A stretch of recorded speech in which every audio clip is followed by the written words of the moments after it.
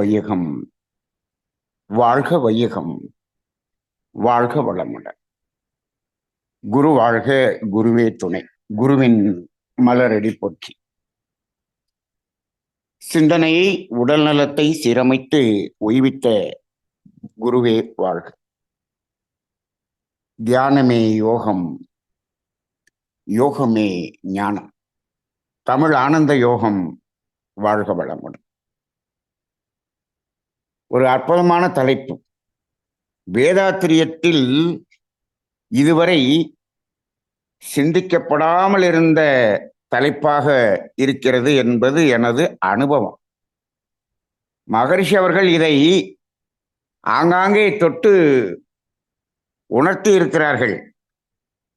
ஆனால் இது தனியாக ஒரு தலைப்பாக போட்டு சொன்னால்தான் எங்கள் சிலபஸில் இருக்கிறது என்று எடுத்துக்கொள்ளக்கூடிய ஆசிரியர்களாக மாறிவிட்டார்கள். மகரிஷி அவர்களுடைய தத்துவம் சில தலைப்புகளில் அவர் கொடுத்திருந்தாலும் அதற்குள்ளாக பலவிதமான தலைப்புகள் இருக்கிறது என்பதை அதில் ஆர்வத்தோடு ஆய்வு செய்து பார்த்தால் தெரியும்.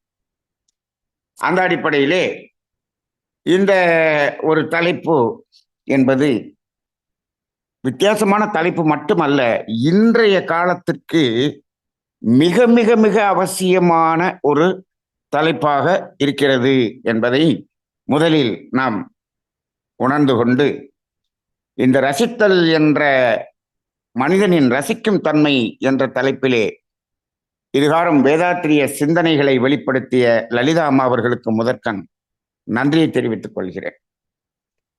அன்பர்களே, ரசித்தல், அடைதல், துய்த்தல், இதுதான் அந்த வரிசையா இருக்கும். இப்போ ஒரு பொருளை நம்ம முதல்ல ரசிப்போம், அப்புறம் அதை வாங்கிடுவோம், அப்புறம் அதை அனுபவிப்போம். இப்போ இந்த 3 ஸ்டேஜ் இருக்கு. அப்ப அந்த அனுபவம் செய்யக்கூடிய பொருளிலும் ரசித்தல் என்பது இருக்கிறது. ஆனால் அது தற்காலிகமாக இருக்கிறது, சிறிது நேரம்தான் இருக்கிறது.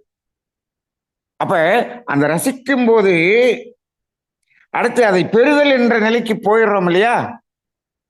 அப்ப அந்த என்ன ஆயிருது, அந்த ரசிக்கும் தன்மை மாறிடுது, பெறுதல் என்பதற்கு போயிடும். 1 வாங்கலாமா, 2 வாங்கலாமா, இதை வாங்கலாமா, அதை வாங்கலாமா. அப்ப நீங்க எப்ப ரசித்தல்ல இருந்துட்டு இதை வாங்கலாமா, அதை வாங்கலாமான்னு ஒரு குழப்பம் வந்துருச்சுன்னு சொன்னாலே அங்க ரசிக்கும் தன்மை போயிடும். அவ்வளவுதான். நீங்க ஒரு துணி எடுக்கிறதுக்காக போயிருக்கிறீங்க, கூட ஒருத்தவங்க வந்திருக்காங்கன்னு வச்சுக்கோ. நீங்க முதல்ல ரசித்து விட்டு ஒரு 3 சேலையில எதை எடுக்கிறதுன்னு குழப்பத்துல நீங்க இருக்கும்போது அந்த கூட வந்திருக்கிறவங்க அந்த 3ஐயும் ரசிச்சுக்கிட்டே இருக்காங்க. ஏன்? அவங்க எதையும் வாங்க வரல. அவங்களுடைய ரசித்தல் தன்மை அப்படியே இருக்கிறது. ஆனா உங்களுடைய ரசித்தல் தன்மை என்ன ஆகிறது? அது கட்டாயி போச்சு. பெறுதல் என்று வந்தால் அங்கே அது கட்டாயிரும்.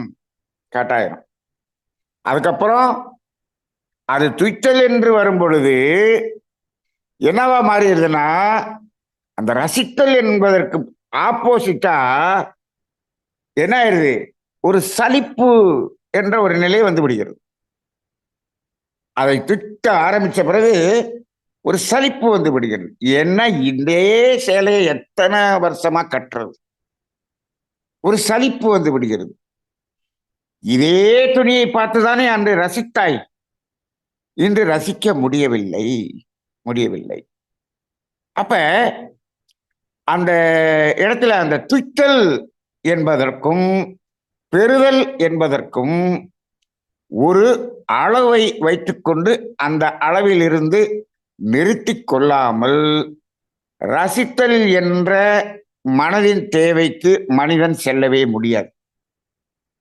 இப்பொழுதெல்லாம் இறுதி காலம் வரை, சாகும் வரை பெறுதல் அப்படிதான் இருக்கு.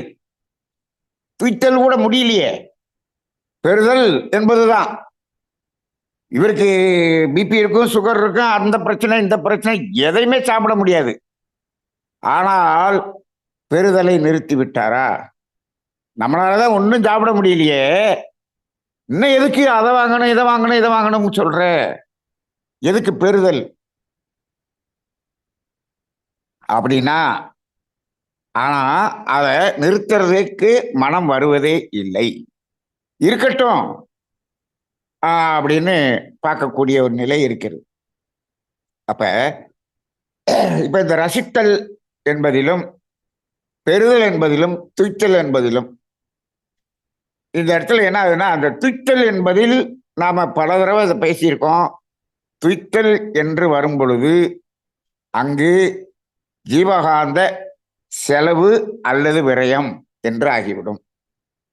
ஜீவகாந்த செலவு அளவோடு இருந்தால், அளவை மீறினால் ஜீவகாந்த விரயம் என்று ஆகிவிடும். அப்ப அங்க விரயம் என்ற நிலைக்கு போயிட்டோம் அப்படின்னு சொன்னோம்னா துன்பம் என்றும் மாறிவிடும். அப்ப பாருங்க, ரசித்தல் என்ற நிலையில் இருக்கும்போது அது மகிழ்ச்சியான உணர்வாக இருந்தது. அதே துய்த்தல் என்ற நிலையில் தேவையின் அளவில் துய்த்தால் அது இன்பமாக இருந்தது. அந்த தேவையை மீறும் போது அது துன்பமாக மாறிவிட்டது. அப்ப இன்னைக்கு பெரும்பாலான வாழ்க்கை ரசித்தலில் தொடங்கி துன்பத்தில் போய் முடிகிறது என்று சொல்லலாம். சரி, அப்ப அந்த ரசித்தல் என்பதை இப்போ இந்த காலத்துல நிறைய பேர் அதை செய்வதில்லை என்பது சொல்றோம். ஆனா நம்மளுடைய முன்னோர்கள், நமது தாத்தா பாட்டி காலத்துல இந்த ரசித்தல் என்பது இருந்ததா என்றால் அங்கு இருந்தது. ஆனால் அவர்களிடம் வசதியே இல்லை. வசதியே இல்லை. இன்னைக்கு இருக்கக்கூடிய ஒரு மனிதர்களுடைய வாழ்க்கையில் இருக்கக்கூடிய பொருளாதாரத்திலே அவர்களுக்கு 20ல் 1 பங்கு கூட இல்லை. அப்படி வாழ்ந்தார்கள். அப்படி வாழ்ந்தும் போதும் அவர்களால் அந்த ரசிப்புத்தன்மை அவர்களிடம் இருந்தது. அப்ப ரசிப்பது என்பது பொருளாதாரத்தை பொறுத்து இருக்கிறதா? லலிதாம்மா சொல்லும் போது கூட சொன்னாங்க, எதுக்கு நகையை வாங்கி அதை வச்சு இதை வாங்கி, நான் என்கிட்ட பொருளாதாரம் இருக்கு, நான் ரசிப்பதற்காக நான் செலவிடுகிறேன். இன்னைக்கு பொருள் செலவழித்து வெளியூர்கள் வெளிநாடுகள் சென்று ரசிக்கக்கூடிய அளவுக்கு பொருள் வசதி இருப்பவர்கள் ரசிக்கிறார்கள். சரி, இப்போ அன்றைக்கு அது இல்லை என்று சொன்னாலும் ஆங்காங்கே அவர்கள் இருக்கக்கூடிய இடத்தில் இருக்கக்கூடிய இயற்கையை ரசித்தார்களா இல்லையா? சாதாரணமாக வீட்டில் வளர்க்கக்கூடிய கோழி, ஆடு, மாடு அவற்றையே ரசித்தார்கள். அதே போல அவர்கள் தோட்டத்தில் அந்த முளைத்து வருகிற பயிர்களை ரசித்தார்கள்.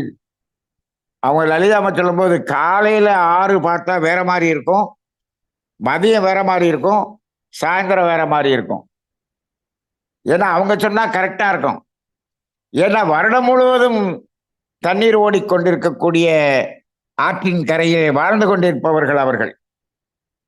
அந்த ஆற்றிலே காலையில எந்திரிச்சு போய் குளிக்க போனோம்னா, நான் அடிக்கடி அங்க பயிற்சிக்கு செல்லும் போதெல்லாம் காலையில் குளிப்பதற்கு அந்த ஆற்றில் போய் குளிப்பது என்பது எனக்கு மிகவும் விருப்பமாக இருக்கும். இதற்காக நான் சென்று குளித்து விட்டு வருவோம். அற்புதமாக இருக்கும். அதே போல ஒரு முறை அங்கே பாபநாசம் அரிய திருக்கோயிலிலே பயிற்சி நடத்தி கொண்டிருப்போம். காலையில போய் நல்லா 1/2 மணி நேரத்திலிருந்து 1 மணி நேரம் அந்த ஆத்துல குளிச்சுட்டு வருவோம். வந்த பிறகு மதியம் எல்லா பேருக்கும் அந்த உணவு இடைவேளை கொடுப்போம். கிட்டத்தட்ட அப்ப எல்லாம் ஒரு சிறப்பு நிகழ்ச்சி அப்படின்னு சொன்னா 80 பேர், அவ்வளவு பேர் வருவாங்க. அந்த 80 பேருக்கு சாப்பாடு அங்க பரிமாறணும் இல்லையா? அப்ப எல்லாருக்கும் சாப்பாடு இடைவெளி விட்ட உடனே நான் என்ன பண்ணுவேன்னா, டக்குன்னு ரூமுக்கு போய் ட்ரெஸ் எடுத்துட்டு நேர ஆத்துல போய் குளிச்சுட்டு வந்து அதுக்குள்ள அவங்க ஒரு ஒரு பேட்ச் சாப்பிட்டுருவாங்க. 2வது பேட்ச் சாப்பிட்றதுக்கு கடைசியில் சாப்பிட்றதுக்கு நான் வருவேன். அதுக்கு முன்னாடி போய் ஆற்றுல குளிச்சுட்டு வருவேன். ஏன்னா அந்த ஆற்றுக்கும் அருவித்திருக்கோயிலுக்கும் இடையில் ஒரே ஒரு ரோடு மட்டும்தான் இருக்கிறது. அந்த ரோட்டை கிராஸ் பண்ணோம்னா ஆறு, அவ்வளவு தண்ணி ஓடும். அப்ப மதியம் ஒரு தடவை குளிப்பேன். அப்ப ஒவ்வொரு நேரத்திலும் அப்படி வித்தியாசங்கள் அப்படிங்கிறத அதை நம்ம உணர முடியும். என்னைக்கோ ஒரு நாளைக்கே உணர முடிகிறது அந்த ரசித்தல் என்பது. அதே போல நீங்கள் இந்த விவசாயம் செய்பவர்கள் அந்த செடி முளைக்கும் போது அதை ஒரு ரசிப்பார்கள். அது சின்ன செடியாக வரும்போது அதையும் ரசிக்க முடியும். ஒரு நாய் குட்டி போட்டு அந்த குட்டியா இருக்கும்போது பாருங்க, இந்த எங்க வீட்டு பக்கத்துல ஒரு 7-8 குட்டியை போட்டு வச்சிருச்சு. அந்த தெருவில் போற பசங்கள்லாம் வந்து வந்து வந்து வந்து பார்த்துட்டு போறாங்க. இந்த நாய் குட்டியை பார்க்க வந்தேன்னு பாட்டு. ஆனா அது வளர்ந்துருச்சுன்னு சொன்னோம்னா அதை கண்டெடுத்து தெரியுறான். அந்த இடத்துல ரசிக்கிறானே. இது இந்த விலங்கினங்களில் மட்டுமல்ல, அந்த கோழி குஞ்சு பொரிக்கும் போது அந்த குஞ்சுகள் நடக்கிறத ரசிக்கிறது. அதே போல அந்த செடி முளைப்பதை ரசிப்பார்கள், செடியாக இருக்கும்போது ரசிப்பார்கள், அது பூ பூக்கும் போது ரசிப்பார்கள். எல்லாமே ரசனை தான்.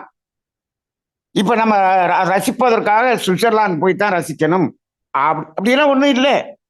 அப்படி இல்லை. அங்க ரசிக்கக்கூடிய அந்த உணர்வும் நம்ம அருகில் இருக்கக்கூடிய அந்த இயற்கையை ரசிக்கக்கூடிய உணர்விலும் வேறுபாடு எதுவுமே இல்லை. ரெண்டும் ஒண்ணுதான். மன ரீதியாக உணர்வு ரீதியாக பார்த்தா ஒன்னாதான் இருக்கும். அதை நீங்க இதை அங்க போய் ரசிக்க முடியலையேன்னு நீங்க கம்பேர் பண்ணிட்டீங்கன்னா அது ஏக்கமாக மாறிவிடும். அது தேவையில்லை. நம்மிடம் என்ன இருக்கிறதோ, நம்மிடம் பொருள் இருக்கிறதா, நீங்கள் போய் ரசிக்கலாம். பொருள் இல்லையா, இருப்பதை ரசிப்போம். இரண்டும் ஒன்றுதான். ரசித்தலின் தன்மை ஒன்றுதான். அந்த உணர்வு என்று பார்க்கும்போது அதுல வேற உணர்வு, இதுல வேற உணர்வு என்றெல்லாம் கிடையாது. அதில் ஒரு பெருமையான உணர்வு இருக்கும் தவிர இது ஒன்றுமில்லை. இங்க ரசிக்கும் போது என்ன உணர்வு இருக்கோ அதே உணர்வு அங்க இருக்கும். ஆனா அங்க ஒன்னே ஒண்ணு வித்தியாசம்தான். அங்க நீங்க ரசிக்கும் போது அதை ஸ்டேட்டஸ்ல போடுறீங்க, போட்டு கொஞ்சம் பிறருடைய பொறாமையை வாங்கிக்கிறீங்க. இங்க அது கிடையாது. அவ்வளவுதான். அந்த ரசித்தல் என்ற உணர்வு இருக்கிறது, அது ஒன்றுதான். இதில் மாறுபாடு இல்லை என்பதை முதலில் இப்பொழுது உணர்ந்து கொள்ளுங்கள். இதற்கு ஒரு சின்ன உதாரணம் சொல்லுவோம். எப்படின்னா, இப்போ நாம இந்த ஜோதிடத்துல சொல்லும் போது ஒரு விளக்கம் ஒரு இடத்துல சொன்னேன். இப்போ ஒருத்தருக்கு குரு திசை சனி புத்தி நடக்குது. ரெண்டுமே 2, 4, 6, 10 2, 4, 6, 10 தொடர்புல இருக்கு. அப்ப இந்த காலத்தில் நீங்க பிரமாதமா உங்க பொருளாதாரத்துல நீங்க வளர்ச்சி அடைவீர்கள் அப்படின்னு சொல்றோம். இப்ப பாருங்க, 100 கோடி இருக்கக்கூடிய ஒரு மனிதர், அவருக்கும் அதே குரு திசை சனி புத்தி 2, 4, 6, 10 2, 4, 6, 10. அதே ஒரு ஆட்டோ டிரைவர், அவருக்கும் இதே 2, 4, 6, 10 2, 4, 6, 10. 2 பேருக்கும் ஒரே கிரகங்கள் அதே தொடர்புல இருக்கு. இப்ப என்ன ஆகுது, அந்த அந்த பீரியட்ல இந்த ஆட்டோ ஓட்டிக்கிட்டு இருந்தவர் என்ன பண்றார், ஒரு புது கார் வாங்கி ரெட் டாக்ஸி ஓட்ட ஆரம்பிச்சிட்டார். 7 லட்சம் ரூபாய்க்கு ஒரு கார் வாங்கி ஒரு ரெட் டாக்ஸியில போட்டு ஓட்ட ஆரம்பிச்சிட்டார். ஆட்டோ ஓட்டிக்கிட்டு இப்ப ரெட் டாக்ஸி ஓட்டுறார். புதுசா கார் வாங்கிட்டார். அந்த 100 கோடி ஃபேக்டரி வச்சிருந்தவர் இன்னொரு 50 கோடியில அந்த ஃபேக்டரி விரிவாக்கம் செய்து விட்டார். இந்த 2 பேருக்கும் இந்த 2 பீரியட்லயும் ஒன்னாதான் நடக்குது. இப்போ நம்ம என்ன கேள்வி கேட்கலாம், இவருக்கு 2, 6, 10, ஏன் இவருக்கு 50 கோடியில இவரு ஃபேக்டரி கட்டல? யார் இந்த ஆட்டோ வச்சிருந்தவர், இவருக்கு ஏன் 50 கோடி வரவில்லை? 2, 4, 6, 10 என்பது 50 கோடியை ஒருவருக்கு கொடுத்தால் இவருக்கு மட்டும் ஏன் 7 லட்சத்தை கொடுத்தது என்று கேள்வி ஜோதிடத்தில் எழுப்பப்படுகிறது. நீங்க நல்லாக பாருங்கள், அந்த 2, 4, 6, 10 2 பேருக்கும் இருக்கிறதுல இவர் அந்த 7 லட்சம் ரூபாய்க்கு கார் வாங்கினதுல இவருடைய மன உணர்வில் எவ்வளவு திருப்தியும் மகிழ்ச்சியும் அடைந்தாரோ அதே அளவு திருப்தி தான் அவர் 50 கோடி ஃபேக்டரி கட்டின அன்னைக்கு அவரும் அடைந்தார். 2 பேருடைய மன உணர்வுகளை நீங்க அந்த இஇஜி மிஷின் மாதிரி வச்சு அளந்து பார்த்தீங்க அப்படின்னு சொன்னீங்கன்னா 2 பேருக்கும் சமமாகத்தான் இருக்கிறது. அப்ப 2 நாள் 6 10 சமமா தான் வேலை செஞ்சிருக்குது. இப்ப இந்த இடத்துல நீங்க 50 கோடியை பார்ப்பீங்களா அல்லது இந்த 7 லட்சத்தை பார்ப்பீங்களா? நாம என்ன பண்றோம்? இந்த 7 லட்சத்தை வச்சுட்டு 50 கோடியை பார்த்தீங்க அப்படின்னு சொன்னீங்கன்னா அந்த உணர்வு காணா போயிடும். ஆனால் இப்ப நாம இங்க இருக்கிறதுல எப்படி வந்தோம்? இப்ப ஜோதிடம் பார்க்கறதுக்கு சாதாரணமா இருக்கவங்க வர்றாங்க, பெரிய பணக்காரங்களும் வர்றாங்க. 2 பேருக்குமே நல்ல பலன் சொல்றோம், நல்லா இருக்குன்னு சொல்றோம். அவர் நிலையிலிருந்து அவர் எந்த நிலைக்கு வர்றதுங்கிறது தான் அவருடைய உயர்வு. இவர் நிலையிலிருந்து எந்த நிலைக்கு வர்றதா இவருடைய உயர்வு. அப்படிதான் இருக்கும். அப்ப இது ஒரு 15 வயசு பையனுக்கு ஜோதிடம் சொல்லுகிறோம், ஒரு 35 வயசு ஆணுக்கு ஜோதிடம் சொல்லுகிறோம். 2 பேருக்கு ஒரே மாதிரியான திசா புத்திகள் இருக்கிறது, பலன்கள் இருக்கிறது என்று வைத்துக் கொள்ளுங்கள். 2 பேருக்கு எப்படி இருக்கும்? அவருக்கு வியாபார ரீதியாக, அவர் தொழில் ரீதியாக அவருக்கு ஒரு ப்ரொமோஷன் கிடைக்கும். இவர் என்ன பண்ணுவாரு? இவர் அந்த டிஸ்ட்ரிக்ட்ல ஃபர்ஸ்டா இவர் மார்க் எடுத்திருப்பாரு. அவருக்கு ப்ரொமோஷன் கிடைச்சதுனால அவருக்கு இத்தனை லட்சம் ரூபாய் சம்பளம் கிடைக்குது. இவருக்கு வெறும் ஒரு பாராட்டு மட்டும் தானே கிடைச்சிருக்கு. இந்த வயசுக்கு இதுதான் கிடைக்கும், அந்த வயசுக்கு அது கிடைக்கும். அதே போல இந்த உணர்வுகள் என்பது ஒன்றுதான். இப்போ நாம இந்த உணர்வுகள் என்பதை பற்றி புரிந்து கொண்டவர்களுக்குத்தான் இது புரியும். ஆனால் இன்றைக்கு இருக்கக்கூடிய இந்த உலகத்தில் இருக்கக்கூடிய மனிதர்கள் எல்லாம் யார் என்று சொன்னால் உணர்வை உணராத உணர்வற்ற ஜென்மங்கள். உணர்வு என்றாலே என்ன என்று தெரியாத ஜடங்களாகத்தான் இன்றைக்கு மனிதன் வாழ்ந்து கொண்டிருக்கிறார். அதனாலதான் இவ்வளவு பெரிய சண்டையை போட்டுக்கிட்டு இருக்கிறான். உணர்வே இல்லாத மனித ஜென்மங்கள். அது ரொம்ப படிச்சு ரொம்ப பெரிய ஆளானோன்னே உணர்வுங்கிறதே இல்லாம, உணர்வுன்னா என்னன்னு தெரிய மாட்டேங்குது. படிப்பு வந்தாலும் சரி, பணம் வந்தாலும் சரி, அவன் உணர்வு என்ன என்றே தெரியாமல் ஆகி விடுகிறான். இப்ப நாம இந்த உணர்வில் நிலையான உணர்வு என்பது என்ன என்பதை நாம நிறைய பேசிக்கிட்டு இருக்கோம். வேதாத்திரியத்துல இந்த நிலையான உணர்வுகள் அனைவரிடமும் அபரிமிதமாக இருக்கக்கூடிய உணர்வுகள் அப்படிங்கிறத நம்ம பல தடவை நம்ம பேசியிருக்கோம். நம்மிடம் இல்லாத உணர்வு என்பது துன்பம் என்பதை பேசியிருக்கோம். இதை கூட வேதாத்திரியத்தில் எங்கும் பேசுவதாக தெரியவில்லை. இது ஒரு பெரிய வருத்தமாக இருக்கிறது. இந்த உணர்வுகள் ஆனா இறுதியாக அதைத்தான் தேடுகிறான். அதை யாரும் அடைவதே இல்லை. ஏன் என்று சொன்னால் இவன் ரசித்தல் என்பதில் நிற்கவில்லை. ஒரு நாட்டை பூரா அந்த நாட்டில் ரசிப்பதற்கு எவ்வளவு இடம் இருக்கிறது. அதாவது ஒரு சின்ன நாடு, நார்வே என்று ஒரு சின்ன நாடு. அந்த நாட்டினுடைய அழகை ரசிக்க வேண்டும் என்றால் எத்தனை நாட்கள் ஆகும்? ஓரளவுக்கு முக்கியமான இடங்களை ரசிக்க வேண்டும் என்று சொன்னாலும் எத்தனை நாள்ல ரசிக்கலாம் அப்படின்னு பார்த்தோம் அப்படின்னு சொன்னோம்னா, ஒரு சின்ன நாடுதான். ஆனால் அதில் இருக்கக்கூடிய அழகை ரசிக்க வேண்டும் என்று சொன்னால் என்னை பொறுத்தளவு குறைந்தது 2 மாதங்கள் வேண்டும். ஓரளவுக்கு அப்படியே முக்கியமான இடத்தை ரசிக்கிறது. அவ்வளவு அழகு கொட்டி கிடக்குது. இப்போ இவன் என்ன பண்றான்? அதை அந்த ஒரு நாட்டில் இருக்கக்கூடிய அந்த ரசிக்கும் அழகை யார் வேணாலும் போய் ரசிக்கலாம், எங்க வேணாலும் போய் ரசிக்கலாம். ஆனா இப்ப என்ன பண்றான்? அந்த நாட்டையே கைப்பற்ற வேண்டும் என்று சண்டை போட்டுக் கொண்டிருக்கிறான். இவன் என்ன பண்ண? ரசிக்கணும்னா இவன் சண்டை போட வேண்டிய அவசியம் இல்லை. இவன் என்ன பண்றான்? அந்த நாட்டில் இருக்கக்கூடிய மண்ணுக்குள்ள இருக்கக்கூடிய வளங்கள் என்ன இருக்கு அதை பார்க்கறான். அதை தோண்டி எடுத்து நம்ம நாட்டுக்கு கொண்டு போயிடணும். இதுக்காகத்தான் சண்டை போடுறான். பெறுதல். ஒரு பூமிக்கு உள்ள இருக்கக்கூடிய வளங்களை தோண்டி எடுத்து கொண்டு போறதுக்கு தான் சண்டை போடுறான். அப்படிதான் இருக்கிறது. மகரிஷி அவர்களுடைய அந்த தத்துவத்துல காப்புகள் 3ன்னு சொல்லியிருப்பார். இயற்கை சீற்றம், வேற்றுயிர் பகை அப்படின்னு ஒண்ணு சொல்லியிருப்பார். வேற்றுயிர் பகையிலிருந்து பாதுகாப்பு அப்படின்னு, மனிதனுக்கு மனிதனில் இருந்து பாதுகாப்பு.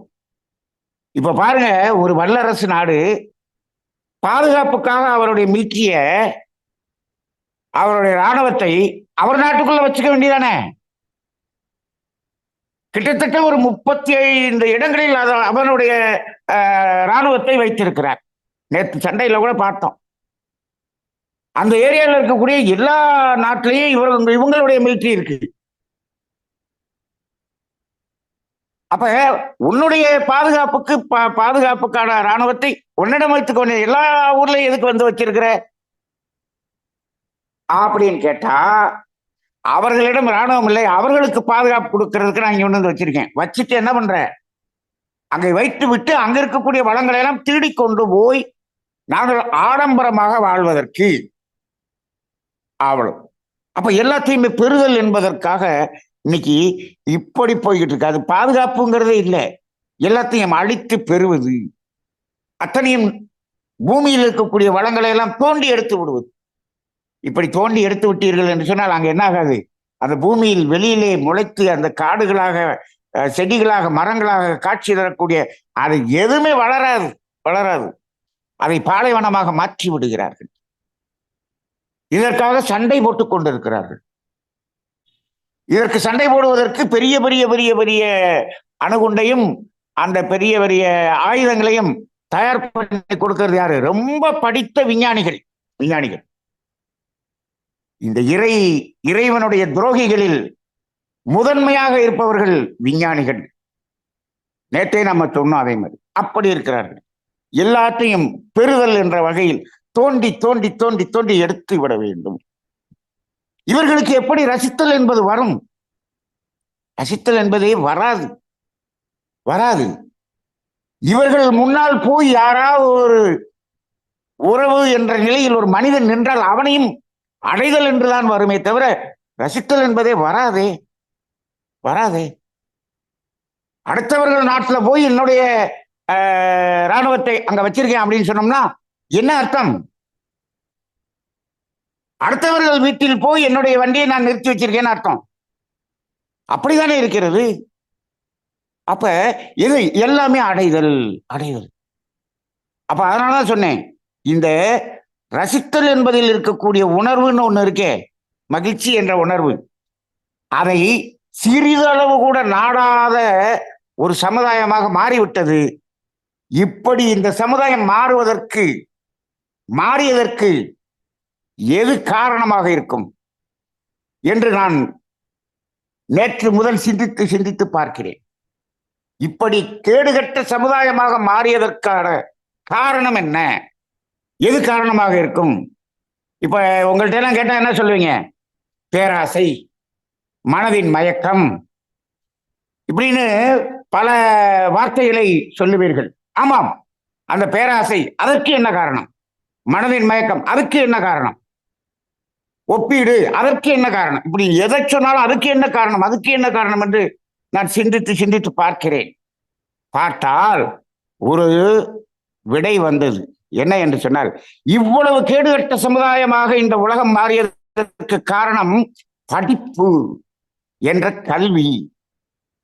என்னப்பா அது? கல்வி என்பது பெரிய உயர்ந்த நிலைக்கெல்லாம் மனிதனை கொண்டு போகணும். மனிதனை நாசமாக்கக்கூடிய வேலையை செய்யக்கூடியது இன்றைய படிப்பாக இருக்கு. அப்படிதான் ஆகிவிட்டது.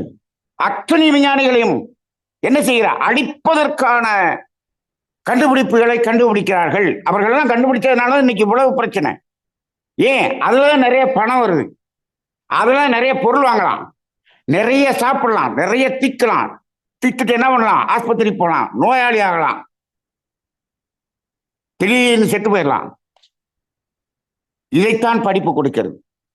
படிப்பு அப்படிங்கிறது 10ஆம் கிளாஸ் வரைக்கும் தான் உண்மையான படிப்பு. அதுக்கு மேல தேர்ந்தெடுக்கிறோம் அல்லவா, தேர்ந்தெடுத்து போகக்கூடிய படிப்பு. எதை தேர்ந்தெடுத்தால் நான் அதிகமான கர்மவினையை சேர்க்க முடியும், அடர்த்தியான கர்மவினையை சேர்க்கக்கூடிய படிப்பு எது? அதுக்கு போய் 1 லட்சம் பேர், 2 லட்சம் பேர், 20 லட்சம் பேர் வரிசையில் நின்று நீட் எக்ஸாம் எழுதிக்கிட்டு இருக்கான். ஏன்? அதுதான் அடர்த்தியான கர்மவினையை கொடுக்கக்கூடிய படிப்பு. அதுக்கு போட்டி அதிகமாக இருக்கிறது. இப்படி நாசமாகி கொண்டிருக்கக்கூடிய சமுதாயமாக மாற்றியது இந்த படிப்பு என்று எனக்கு தோன்றியது. ஆனால் இதெல்லாம் எதற்காக? மகரிஷி சொல்லும்போது இயற்கை வளத்தை வாழும் வளமாக மாற்றுவது, இங்கு அழிப்பதற்காக மாறிவிட்டது. இவர்களிடம் ரசித்தல் என்பதை பற்றி பேசினோம் என்றால் என்ன செய்வது? இன்னைக்கு இந்த தலைப்பை லலிதா அம்மா இங்க வச்சு பேசிட்டாங்க. அம்மா இதே தலைப்பை கொண்டு போய் இஸ்ரேல்லையும் ஈரான்லையும் அமெரிக்காவிலும் போய் பேசுனீங்க அப்படின்னு சொன்னீங்கன்னா அடுத்த தலைப்பு பேசுவதற்கு நாம் உயிரோடு இருக்க மாட்டோம், கொன்று விடுவார்கள். ரசித்தலாவது ஒன்றாவது. ஒன்லி பெறுதல். எதை பெறுதல்? அடுத்தவனை அபகரித்து பெறுதல். அந்த நிலைக்கு சென்று விட்ட பெரிய சமுதாயம். சயின்டிஸ்ட்லேயே அதிகமான சயின்டிஸ்ட் இருக்கக்கூடிய நாடு அந்த நாடு என்று சொல்லுகிறார்கள். அவ்வளவு அரிய ஆராய்ச்சியாளர்கள்லாம் அங்கதான் இருக்காங்களாம். அவர் தான் அடுத்தவர்களை எல்லாம் கொன்று குவித்து ஒரு குழந்தைகளுக்கு சாப்பாடு கூட இல்லாமல் ஆக்கக்கூடிய அளவுக்கு பெறுதல் என்ற நிலையில் சென்று கொண்டிருக்கிறார். வேதனையாக இருக்கக்கூடிய இந்த சமுதாயம் எப்பொழுது இந்த மனிதன் ரசித்தலுக்கு வரப்போகிறார்? அப்ப என்ன செய்யணும்? இறைவன் என்ன செய்ய வேண்டும்? இறைவன் குழப்பத்தில் இருக்கிறார். அதானே நேற்று சொன்ன மாதிரி எல்லாத்தையும் அழிச்சிட்டு முதல்ல இருந்து ஆரம்பிக்கலாமாப்பா அப்படின்னு நினைக்கக்கூடிய அளவுக்கான ஒரு நிலைதான் நாம் பார்க்கிறோம். ஆக மொத்தத்துல ரசித்தல் என்பது எந்த உயிரும் ஜீவகாந்த செலவு இல்லாமல் துன்பம் என்ற ஒரு நிலை தனக்கும் வராமல் பிறருக்கும் வராமல் அந்த மகிழ்ச்சி என்ற உணர்வை உணர்வதுதான் ரசித்தல். அடைதல் என்பதில் நமக்கும் துன்பம், பிறருக்கும் துன்பம், கர்மவினையாக மாறி நம்ம சந்ததிக்கும் துன்பம், துன்பமே துன்பம். அந்த நிலைக்குத்தான் அடைதல் என்பது செல்லக்கூடியதாக இருக்கிறது. அப்ப இந்த ரசித்தல் என்பது எப்பொழுது இந்த மனிதனிடம் பெருகுகிறதோ அன்று எந்த போரும் இருக்காது. உலக அமைதி என்பது மகரிஷி சொன்ன அந்த உலக அமைதி என்பது வந்துவிடும். அங்கதான் ரசித்தல் என்பது வரும். அதன் பிறகுதான் ஆன்மாவின் தேவையாகிய இறை உணர்தல் என்பது வருமே தவிர அதுவரை மனிதனுடைய நோக்கத்திற்கு மனிதன் செல்வதாக தெரியவில்லை என்ற வேதனையோடு நாம் இன்றைய சிந்தனையை நிறைவு செய்து கொள்வோம். வாழ்க வளமுடன். அதெல்லாம் ரசனைகள் எல்லாம் சின்ன இந்த ரசனைகள் தான் நம்மளுக்கு நினைவுகளாகவும் இருக்குன்னு நினைக்கிறேன். நம்மிடம் இருப்பதை வச்சுதான் நம்ம ரசிக்கணும் தன்மை இன்னும் இருக்கணும். அது அந்த உணர்வுகள் அந்த நம்மளுடைய உணர்வுகள் ஒன்றுதான். அந்த உணர்வை உணராத ஜடங்களாக இப்ப இருக்க மனித ஜென்மங்கள் வாழ்ந்து கொண்டு இருக்கிறாங்கன்னு சொல்லி ஐயா ஒரு இதுவை பதிவு பண்ணாங்க. ரொம்ப துன்பம். இப்ப இருக்க மனிதர்கள் எப்படி இருக்கிறாங்கன்ற அவங்களுடைய நிலையே சொன்னாங்க. உணர்வுத ஒன்றுதான். அந்த உணர்வை உணராத ஜடங்களாக இன்றைய மனிதர்கள் இருக்கிறாங்க, வாழ்ந்து கொண்டு இருக்கிறாங்க அப்படின்னு சொல்லி சொன்னாங்க. நிலையான உணர்வு எல்லோரிடமும் அபரிதமா இருக்கு.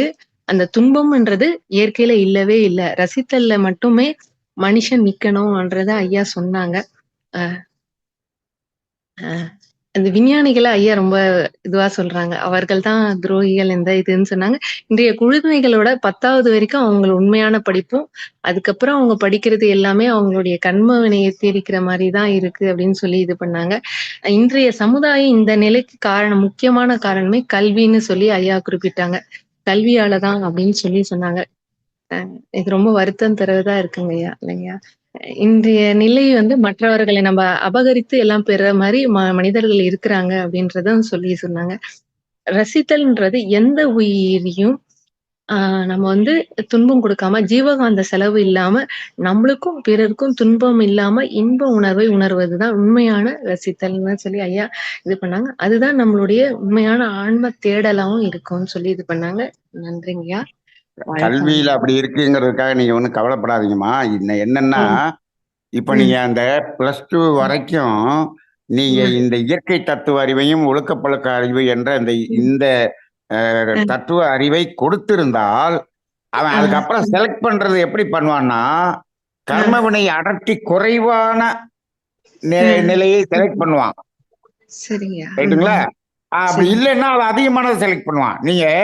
நீங்க நம்ம தத்துவத்தை, காந்த தத்துவத்தையும் நம்ம கர்மவினை தத்துவத்தையும் ஒருத்தனுக்கு +2 வரைக்கும் உணர்த்திட்டீங்கன்னா அவன் என்ன பண்ணுவான்? அப்படி நான் பார்த்திருக்கிறேன். ஒரு பொண்ணுக்கு அதை நான் உணர்த்தி இருந்தேன். அந்த பொண்ணு 300 மார்க்குக்கு 299.6 மார்க் கட் ஆஃப் மார்க். எம்பிபிஎஸ்ல போனா உடனே வந்து மெட்ராஸ்ல இருக்கக்கூடிய மெயினான காலேஜே அதுக்கு கிடைக்கும். ஆனால் அந்த பொண்ணு பாளையங்கோட்டையில போய் பிஎஸ்எம்எஸ் சித்தா காலேஜுக்கு போய் படிச்சிச்சு. அங்க போனே அந்த பிரின்சிபால், நீ ஏமா இந்த மார்க்கை வாங்கிட்டு இங்க வந்த, நீ போய் எம்பிபிஎஸ் சேர வேண்டியதானு கேட்டார். அப்ப இப்ப அவங்களுக்கு இந்த உணர்வு வரும்போது நான் அதை படிக்க மாட்டேன், இதை தேர்ந்தெடுக்கிறேன் என்று அது தேர்ந்தெடுத்துச்சு. இன்னைக்கு வந்து தாம்பரத்தில் இருக்கக்கூடிய அந்த சித்தா ரிசர்ச் சென்டர்ல அது பெரிய சயின்டிஸ்டா இருக்கு அந்த பொண்ணு. ஆக அப்ப அந்த இதை நம்ம உணர்த்தி விட்டோம் என்று சொன்னால் அவங்களுடைய செலக்ஷனே வேற மாதிரி இருக்கும். நம்ம அதைத்தான் செய்யணுமே தவிர அதுக்காக இன்னைக்கு கல்வியெல்லாம் இல்லாம வாழ முடியாது. அப்ப அதுல எது வந்து கர்ம வினையில் அடர்த்தி குறைவாக இருக்கக்கூடிய கல்வி, அதை அவனே தேர்ந்தெடுப்பான். நாம வந்து இந்த தத்துவத்தை கொடுக்க வேண்டியது நமது கடமை. சரி சரி. வாழ்க வளமுடன். வாழ்க வளமுடன். இல்ல ஐயா, எனக்கு என்ன தோணுச்சுன்னா, நீங்க விஞ்ஞானிகள் எல்லாம் இதுன்னு சொல்லும் போது எனக்கு எங்க பையன் என்ன சொல்லுவான் அடிக்கடி, எங்க சித்தி பையன் இஸ்ரோல ஒர்க் பண்றதுனால, மாமா உங்களை மாதிரியே நான் படிச்சுட்டு நான் அப்துல் கலாம் மாதிரி இந்த மாதிரி சயின்டிஸ்ட் ஆகணும், ஏதாவது நாட்டுக்காக கண்டுபிடிக்கணும், அவர் வந்து செயற்கைக்கோள்ல இது அப்ப இந்த நீங்க விஞ்ஞானிகள் எல்லாருமே துரோகிகள் சொல்லும் போது எனக்கு அப்ப என்ன ஏன் அதை சொன்னேன் அப்படின்னா, இந்த விஞ்ஞானிகளால் மனிதர்களுக்கு நன்மை என்று ஏதாவது ஒன்று சொல்லுங்கள், நான் ஒட்டுக்கொள்கிறேன். ஏதாவது ஒரு நன்மை நன்மை என்று ஏதாவது ஒன்று சொல்ல முடியுமா? விஞ்ஞானிகளுடைய கண்டுபிடிப்பால் நன்மை என்பது ஒன்று சொல்ல முடியாது. ஆனால் விஞ்ஞானிகளுடைய கண்டுபிடிப்பால் வசதி கூடியிருக்கிறது, சௌகரியம் கூடியிருக்கிறது, நேரம் குறைந்திருக்கிறது, இது எல்லாமே நீங்க சொல்லலாம், வரிசையை அடிக்கிட்டே போலாம். ஆனால் நன்மை என்று ஏதாவது சொல்ல முடியுமா? இல்லை. தீமை என்று சொல்ல முடியுமா? அனைத்தும் தீமையே. ஐயா வாழ்க வளமுடன். ஐயா, நீங்க பல விஞ்ஞானிகள், ஆல்பர்ட் ஐன்ஸ்டீன் அதுல முதல் குறிப்பிடத்தக்கவருங்க. அவர் வந்து இந்த அணுகுண்டிற்கான ஃபார்முலாவை ஏன் கண்டுபிடிச்சேன்னு பின்னாளில் வருந்தினாராமுங்க. அதே மாதிரி இன்னைக்கு ஏஐ கண்டுபிடிச்ச விஞ்ஞானியும் நான் தவறா பண்ணிட்டேன், இது கண்டுபிடிச்சிருக்க கூடாது, இதனால எவ்வளவு சமுதாயம் சீரழிய போகுதுன்றத ஃபீல் பண்ணிருக்காருங்க. இப்போ அவரை ஒதுக்கி வச்சிருக்காங்க. இந்த அப்போ விஞ்ஞானிகள் தெரியாம பண்ணிடுறாங்க, பின்னாளில் வருந்துகிறார்கள். ஆனா அதை தவற உணரும் போது சமுதாயம் ஒரு பெரிய மகரிஷி விஞ்ஞானின்னா என்ன சொல்லியிருக்காரு அப்படின்னா, இயற்கை வளத்தை வாழும் வளமாக மாத்துறவர் விஞ்ஞானி. அவ்வளவுதானே. வாழும் வளமாக மாத்துறதுன்னா எந்த வாழும் வளமாக மாத்துது? இயற்கை வளத்தை தேவை பூர்த்தி செய்யக்கூடிய வாழும் வளமாக மாற்றுபவன் விஞ்ஞானி. அப்ப ஒரு விவசாயி ஒரு விஞ்ஞானி. அவ்வளவுதானே. நாம இப்ப சௌகரியத்துக்காகவும் வசதிக்காகவும் கண்டுபிடித்துக் கொண்டிருக்கிறோம். ஆனா அதுதான் இருக்கு, அதுலதான் காசு வருது. ஆனால் அது நன்மையா? இல்லை. இல்ல சார், இவ்வளவு பெரிய மருந்து கண்டுபிடிச்சிட்டாங்க அப்படின்னு அன்னைக்கு கூட ஒருத்தங்க கேட்டாங்க. அப்துல் கலாம் வந்து இந்த கால்ல போலியோல நடக்க முடியாதவங்களுக்கு இதை கண்டுபிடிச்சு கொடுத்தாரு, அதனால அந்த குழந்தைகள் நடக்குது அப்படின்னு சொன்னாங்க. அவர் கண்டுபிடிச்சு கொடுத்தார். எதுக்கு? அந்த போலியோல ஆனதுக்கு. அந்த போலியோவா அந்த குழந்தை பிறந்ததுக்கு காரணம் என்ன? அவங்க அம்மா பிரெக்னண்டா இருக்கும்போது அந்த அம்மா சாப்பிட்ட மருந்து, அந்த மருந்து கண்டுபிடிச்சது யார்? ஒரு விஞ்ஞானி. ஒரு விஞ்ஞானி கெடுத்து விடுவார், இன்னொரு விஞ்ஞானி வந்து அதை சரி செய்வார். அப்படிதான் இருக்கிறதே தவிர கெடுத்ததை சரி செய்வதற்குத்தான் இன்றைய ஒரு அதை நல்லது என்று நினைக்கிறோம். கெடுக்காமல் இருப்பதற்கு விஞ்ஞானி எதை கண்டுபிடித்திருக்கிறார்? இல்லை. நம்ம அதுக்காக இன்னைக்கு விஞ்ஞானம் வந்து வளர வேணாம் சொல்லல. ஆனால் அந்த விஞ்ஞானத்துக்கு மெய்ஞானம் இல்லாததினால் தான் இப்படி வளர்ந்து கொண்டிருக்கிறது என்பதைத்தான் நாம் சொல்றோம். அதை நான் மட்டும் சொல்லல, ஐன்ஸ்டீனே சொல்லிட்டு போயிட்டார். விஞ்ஞானம் இல்லாத மெய்ஞானம் இல்லாத விஞ்ஞானம் குருடு என்று அவரே சொல்லிட்டு போயிட்டார். இதுக்கு மேல நம்ம ஒண்ணும் சொல்ல வேண்டியதில்லை. அதனால நம்ம இன்னைக்கு கொஞ்சம் உண்மையா பேசுறோம். அதுல எந்த அளவுக்கு அப்படிங்கிற ஒரு அந்த கான்சியஸோட இந்த தத்துவம் தெரிந்தவர்கள் அதை நடந்து கொள்வார்கள், மற்றவர்கள் அப்படி நடக்க மாட்டாங்க. ஐயா ஒட்டுமொத்த விஞ்ஞானியும் வாழ்க வளமுடன், ஒட்டுமொத்த விஞ்ஞானியும் எப்படிங்க ஐயா நல்லவர்கள் இல்லைன்னு சொல்ல முடியும்? நான் தான் கேட்டுட்டேனே, ஒரு நன்மையை சொல்லுங்கள் ஐயா. இப்ப அவர்களால் எங்களுக்கு அடைந்த நன்மை என்று ஒன்றை சொல்லுங்கள், ஏதோ ஒண்ணு சொல்லுங்கன்னு கேக்குறேன். எங்களுக்கு தெரிந்த விஞ்ஞானிகள் நல்லதை விஞ்ஞானிகள் வந்து கண்டுபிடிக்கிறார்கள்மா, அது வாழும் வளமா மாற்றுறதை கண்டுபிடிக்கிறாங்க. பின்னாளில் வந்த இந்த பேராசை பிடித்த அரசியல்வாதிகளும் ஆட்சியாளர்களும் தான் அதை வந்து மிஸ்யூஸ் பண்ணிடுறாங்கம்மா. அதுக்கு முதல் அதுதான் மிஸ்யூஸ் ஐயா, பண்ணது அதுலயும் ஹிட்லர். சிக்காத ஹிட்லர் விஞ்ஞானி எங்களோட இருக்கிறாருங்க ஐயா. ஹிட்லர் சொல்லுங்கம்மா ஹிட்லர் சொல்லுங்கம்மா. விஞ்ஞானி. அதாவது நன்மை, அதாவது நீங்க வசதி சௌகரியம் இது எல்லாமே நிறைய இருக்குங்கம்மா விஞ்ஞானத்தினால. நன்மை, நன்மை என்றால் என்ன தெரியுங்களா? அது துன்பமாக மாறவே கூடாது. அதுதாங்க ஐயா. அந்த மாதிரி விஞ்ஞானியா வந்து எங்களுக்கு தெரிந்தவர் சென்னையில இருக்காருங்க. அவர் சரி. வந்து ஃப்ரீக்வன்சி எம்பெட்டட் டெக்னாலஜிங்கிற முறைய அவரு கண்டுபிடிச்சு ஒவ்வொரு பொருளையும் இயற்கை சார்ந்த பொருள்களுக்கு அந்த மருந்தே இல்லாம செடிகளுக்கு வந்து ஆற்றல் மூலயமாவே அதுக்கு உண்டான ஃப்ரீக்வன்சியை செலுத்தி பேரன் லேண்டா இருக்கிறத கூட நல்ல ஒரு அக்ரிகல்ச்சர் லேண்டா மாத்தி இருக்காரு.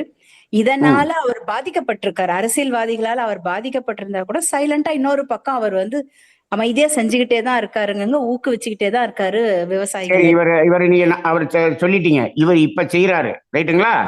இது ஏன் இவர் செய்ய வேண்டி வந்தது? அப்ப இயற்கையாகிய இறைவன் மனிதர்கள் யாருமே இல்லாமல் இருக்கும்போது இத்தனை தாவரங்களை உண்டாக்கிவிட்ட அந்த இறைவனுடைய படைப்பில் இருக்கக்கூடிய அந்த தாவரங்கள் எல்லாம் இறைவன் வந்து பொய்யானவன், இவர் வந்து நல்லதை கண்டுபிடிச்சிட்டாரா? அப்படி சொல்லலங்க ஐயா. இப்ப வாங்க, இப்ப என்னன்னா அதையெல்லாம் ஆக்குவதற்குன்னு ஒரு சிலர் இருக்காங்க. இல்ல இல்ல இல்ல அப்படி இல்ல, இறைவன் உருவாக்கிய அத்தனை தாவரங்களையும் பல விஞ்ஞானிகள் கெடுத்து விட்டார்கள், இவர் அதை சரி செய்து கொண்டிருக்கிறார். ஆமாங்க ஐயா, கரெக்ட். இவர் நல்லவர் தான், ஆனா ஒருத்தர் கெடுத்ததை சரி பண்றதுக்கு தான் இவர் வந்தாரே தவிர இவர் நன்மையாக எதையும் செய்ய முடியாது. இறைவனை மீறி எந்த சயின்டிஸ்டும் செய்ய முடியாது. அது கரெக்டுங்க ஐயா. அதைத்தான் நான் சொல்ல வரேன். இவரு அப்ப பல பேர் கெடுத்து வச்சிருப்பாங்க, அதை சரி செய்யறதுக்கு வர்றாரு இவரு. கரெக்ட், நன்மைதான். நன்மைனா கெட்டதை நன்மையாக்குறது. இப்ப நீங்க ஒருத்தர் என்ன பண்றாரு, அதிகமா சாப்பிட்டு வாந்தி எடுத்துக்கிட்டு இருக்காரு, வாந்தி எடுக்கிறவருக்கு நீங்க என்ன பண்றீங்க, தேனு கொடுத்து அதை சரி பண்றீங்க. வாந்தி எடுக்காம நிறுத்துறது கரெக்டா, வாந்தி எடுத்த பிறகு மருந்து கொடுக்கறது கரெக்டா? வாந்தி எடுத்தாதானங்க ஐயா அவங்க என்ன தவறு பண்ணாங்கன்னு அவங்களுக்கும் உணர்த்த முடியும். வாந்தியே எடுக்காம ஒருத்தர் உடம்பு கெட்டு போச்சுன்னு நம்ம போய் மருந்த கொடுத்தா கூட அதை ஏத்துக்க மாட்டாங்களேங்க. நம்ம அப்படி இல்ல, தேவை அளவுல இருந்தாங்கன்னா அவங்க வாந்தி எடுக்க வேண்டிய வேலை வந்திருக்காதே. அதை சொல்லுவதுதான் மெய்ஞானம். இப்போ மெய்ஞானம் என்பது அது என்ன செய்யும் என்றால் துன்பத்துக்கு போகாமல் தடுக்கும். புரியுதுங்க ஐயா, ரைட்டுங்களா? விஞ்ஞானம் நம்மனா துன்பத்துக்கு போன பிறகு இப்ப நம்ம வந்து அதுக்கு ஏதாவது ஒண்ணு பண்ணிக்கிட்டு இருக்கிறோமே தவிர அதுல நல்லது இல்லைன்னு சொல்ல வரல. நல்லது, கெடுதலுக்கு நல்லதுதான் இருக்கிறதே தவிர நன்மையாக எதையும் கண்டுபிடிக்கவில்லை. ஐயா உலகமே அப்படிதானங்க ஐயா இயங்கிக்கிட்டு இருக்கு. நன்மையும் உலகமே அதுக்காகத்தான் உலகத்தையும் அழிக்கணும் தான் இறைவன் அங்க யோசிச்சுக்கிட்டே இருக்காரு. அவ்வளவுதான். நமக்கு வசதி இருக்கிறது, இப்ப மிதிவண்டி கண்டுபிடிச்சிட்டோம், வசதி இருக்கிறது, எல்லாத்தையும் நம்ம பயன்படுத்துறோம், காரு பைக்கு எல்லாமே கண்டுபிடிச்சோம், பயன்படுத்துறோம். வசதி சௌகரியம் வேகம் நேரம் எல்லாமே இருக்கிறது. அதேதாங்க சொல்லுங்க. இன்னும் விஞ்ஞான கருவிகளால் இன்னைக்கு மனுஷன் உழைக்கவே மாட்டாம உழைக்கவே முடியாம இருக்குல்லமா. இப்ப உழைக்காம போனதெல்லாம் எல்லா வியாதிகளும் வருது. இந்த நோய் வருவது, நோய் தோன்றுவதற்கு காரணமே இந்த விஞ்ஞானம். புரியுதுங்க, எளிமைப்படுத்தி உடல் உழைப்பே இல்லாம பண்ணிட்டாங்க. நாம வந்து மொத்தத்துல அப்படி பேசுறோம். இப்ப அதுல நீங்க சொல்றீங்க பாத்தீங்களா, அவங்களெல்லாம் அதாவது ரொம்ப அந்த அந்த கெடுதல்ல ரொம்ப கீழே இருக்கிறவங்க. புரியுதுங்க ஐயா. மகரிஷி சொல்லுவாரு, ஐயா ஞானி, நீங்க எல்லாம் ஞானியாளாக இருக்கிறீர்களே, உங்களுக்கு பாவப்பதிவு இருக்கான்னு கேட்கும் போது என்ன சொல்லுவாரு, அந்த குள்ளச்சாமி சொன்னார் இல்லையா பாரதியார்ட்ட, இப்ப என்கிட்ட இருக்குதுப்பா அழுக்கு, தூக்கி போடுற அளவுல இருக்கு, மினிமமா வச்சிருக்கிறாரு. அது போல மினிமமா இருக்கிறவரு நீங்க சொல்ற விஞ்ஞானி. ஆமாங்க ஐயா, ஆமாங்க. அப்ப எல்லாரிடமும் அது அப்படிதான் இருக்கிறது. ஆனால் இயற்கை ஒன்றுதான் நன்மையானது, மனித அறிவு என்பது அந்த நன்மையை பயன்படுத்துறதுக்கு இல்லாம அதை வசதிக்கு மாற்றும் போது அது விஞ்ஞானமா மாறுது. ஆமாங்க ஐயா, ஆமா. அப்ப அது எப்ப ஏதாவது ஒரு வகையில் துன்பமாகத்தான் இருக்கும். சரிங்க ஐயா, அது அப்படிதான். ஏத்துக்கிறேங்க ஐயா. அது ஏற்றுக்கொள்ள வேண்டிய கருத்து தாங்க. ஆனா அந்த உண்மையிலே அடிப்படையில தான் நான் சொல்றேனே தவிர, இந்த விஞ்ஞானம் இருக்கக்கூடிய விஞ்ஞானம் பெரிய அளவு துன்பத்தை கொடுக்கக்கூடிய செயலை செய்யாது. இப்பயும் ஒரு ஒரு ஒரு குரூப் ஆஃப் விஞ்ஞானி கெடுத்து கொண்டிருக்கிறார்கள், ஒரு குரூப் ஆஃப் விஞ்ஞானி அதை சரி செய்து கொண்டிருக்கிறார்கள்.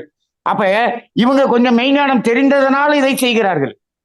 ஆமாங்க ஐயா, ஆமா. இன்னைக்கு பாருங்க, ஒரு நோய் வர்றதுக்கு பல விஞ்ஞான கருவிகள்னாலதான் இந்த நோய் வந்துருச்சு. ரைட். இப்ப என்ன பண்றோம், அதை சரி செய்வதற்கு ஒரு மெய்ஞானம் தெரிந்த ஒரு மருத்துவர் என்றால் அவர் சித்தா ஹோமியோ அதுல போய் செய்யறாரு. அதையே ஒரு விஞ்ஞான மருத்துவம் என்ன பண்றாரு, அதை சரி செய்கிறேன் என்று சொல்லி சிறிய நோய்க்கு மருந்து கொடுத்து பெரிய நோயாக மாற்றி விடுகிறார். கரெக்டுங்க ஐயா. அதான் விஞ்ஞான மருத்துவம். அதுதானங்க ஐயா சுவாமிஜி சொன்ன முதல் விஷயமே, உயிர் உணர்வு பெறணும், ஒவ்வொருத்தரும் உயிர் உணர்வு பெறணும்னு சொன்னது அதுதானங்க ஐயா. அப்ப நம்ம சொன்னது எல்லா விஞ்ஞானிகளும் அப்படின்னு சொன்னது காரணம் என்னன்னா, மெய்ஞானம் இல்லாத விஞ்ஞானிகள். இப்ப நம்ம கொஞ்சம் அப்படி வேணா திருத்திக்கலாம். மெய்ஞானத்தோடு இணைந்த விஞ்ஞானிகள் அதை என்ன பண்ண மாட்டாங்க, பெரிய அளவுக்கு துன்பத்துக்கு கொண்டு போக மாட்டார்கள். அப்ப அந்த இடத்துல மெய்ஞானம் தான் உயர்ந்ததாக இருக்கிறதே தவிர விஞ்ஞானம் நமக்கு நன்மையாக இல்லை அப்படிங்கிறத நம்ம ஏற்றுக்க வேண்டியதான் இருக்கு. அது உண்மைதாங்க ஐயா, அது உண்மைதான். வாழ்க வளமுடன். வாழ்க வளமுடன். வாழ்க வளமுடன் ஐயா. நன்றிங்க ஐயா, நல்ல விளக்கம் கொடுத்தீங்க. வாழ்க வளமுடன். சசிகுமார் ஐயா ரொம்ப நன்றிங்க. வாழ்க வளமுடன். நன்றிங்கம்மா. வாழ்க வளமுடன்மா.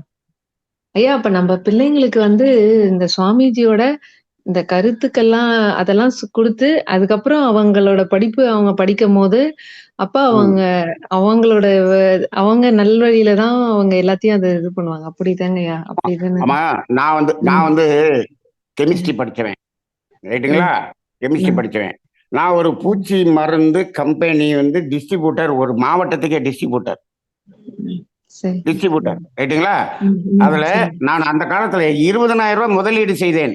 ஒரு வருஷத்துக்கு எனக்கு 20,000 ரூபாய் முதலீடு செய்தேன். ஒரு வருஷத்துக்கு எனக்கு லாபம் மட்டும் 15,000 ரூபாய் வந்தது. 20,000 முதலீடுக்கு 15,000 ரூபாய் லாபம் வந்துச்சு. ரைட்டுங்களா? மகரிஷி தத்துவத்துக்கு ஒரு 2 வருஷம் வந்த பிறகு எனக்கு இதில் எத்தனை லட்சம் வந்தாலும் சரி, நான் இந்த பார்ட்னர்ஷிப்ல இருந்து விலகுகிறேன் என்று வெளியே வந்துட்டேன். என்ன இவ்வளவு லாபம் வர்றப்ப வெளியே போற பார்ட்னர் இப்பதான் நாங்க பாக்குறோம்னு சொன்னாங்க. அதுல 6 பேர் பார்ட்னர். எனக்கு மனசாட்சி ஒத்துக்கவில்லை, நான் வெளியே வருகிறேன் என்று வந்து விட்டேன். நானும் கெமிஸ்ட்ரி படிச்சவன் தான். ஏன் வெளியே வந்தேன்? அப்ப அந்த மருந்து தான் இருக்கிறதுலே அன்னைக்கு லெவலுக்கு இந்த காய்கறிக்கு ஹையஸ்ட் பவர்ஃபுல் மருந்து. அது இல்லாம காலிஃபிளவர்லாம் வளராது. அதுக்கு நான் தான் டிஸ்ட்ரிபியூட்டரா இருந்தேன். முடியல, மனம் ஒவ்வொரு வெளியே வந்துட்டேன். அப்ப இந்த உணர்வு நமக்கு அந்த மெய்ஞானத்தில் தான் அந்த உணர்வு வரும். வெறும் விஞ்ஞானத்தில் அது எப்படி போனா, யாருக்கு எப்படி போனா, யாருக்கு துன்பம் வந்தால் என்ன, எனக்கு சம்பளம் வருகிறதா, இதை மட்டும் தான் பார்ப்பார். இன்னைக்கு இவ்வளவு ஏவுகணையும் இவ்வளவும் இத்தனையும் போட்டாங்க, இன்னும் திருப்பி எல்லாத்தையும் திருப்பி உற்பத்தி ஆரம்பிச்சிருவாங்க. எவ்வளவு விஞ்ஞானிகள், அத்தனை அணுகுண்டு தயார் பண்றதுக்கு அவ்வளவு விஞ்ஞானிகள், எல்லா விஞ்ஞானிகள். எதுக்கு? காசு, சம்பளம். இதுக்கா? இப்ப எத்தனை உயிர்கள் அங்க போய் விழுந்து கிடக்குது. எத்தனை அந்த காசா பகுதியில குழந்தைகளுக்கு அந்த பிரெட்டை கொடுக்க கூட விட மாட்டேங்கிறான். அப்படி அந்த பிள்ளைகள் எல்லாம் அப்படியே சுருண்டு பசியில செத்து கொண்டு இருக்கிறது ஒரு உயிர்கள். யார் செய்யறது? இந்த விஞ்ஞானி செஞ்ச கண்டுபிடிச்ச கண்டுபிடிப்பு தானே.